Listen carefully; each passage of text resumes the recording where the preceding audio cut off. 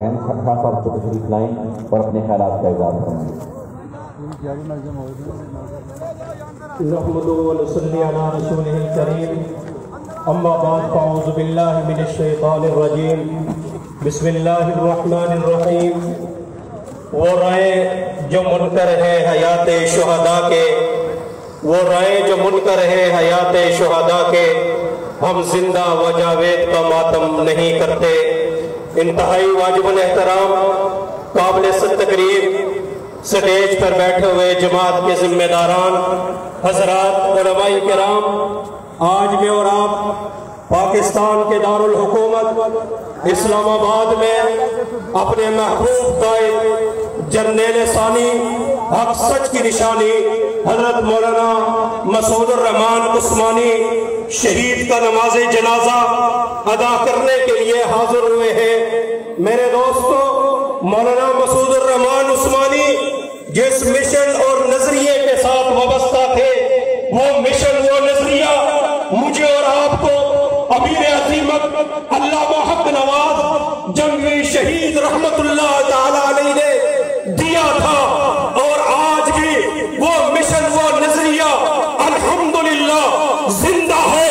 اگر حق نواز کے پاتال میں اتر جانے کے بعد یہ نظریہ زندہ ہے، مولانا ضیاء الرحمان فاروقی شہید، علامہ عیسار القاسمی شہید، علامہ اعظم طارق شہید، علامہ علی شیر حیدری شہید، علامہ شعیب ندیم شہید کے قبر میں اترنے کے بعد بھی مشن نظریہ زندہ ہے۔ تو میرے دوستو، عثمانی کے قبر میں اترنے کے بعد بھی امیر عظیمت کا مشن زندہ اور تابندہ رہے گا۔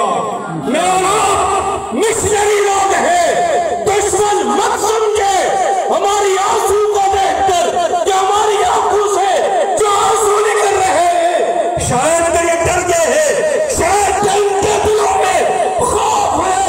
خوف ہمارے قریب کبھی نہیں آئے گا، اس لیے کہ ہم امیر عظیمت کے مشن کے نظریے کے پابند لوگ ہیں۔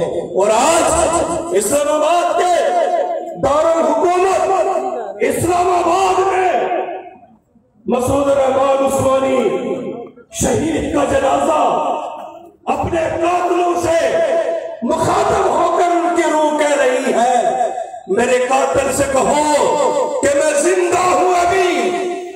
عثمانی کی روح کہہ رہی ہے، میرے قاتل سے کہو کہ میں زندہ ہوں ابھی، اور مت کر کے سجاؤ کہ میں زندہ ہوں ابھی۔ لاکھ گرا ہوں موجوں میں مگر ڈوبا تو نہیں، مجھے ساحل سے پکارو کہ میں زندہ ہوں ابھی۔ ایسے ہے مشن نظریے کے ساتھ قائم و دائم رہیں گے، پالیسی بھی ہم قائدین دیں گے۔ قائد اہل سنت علامہ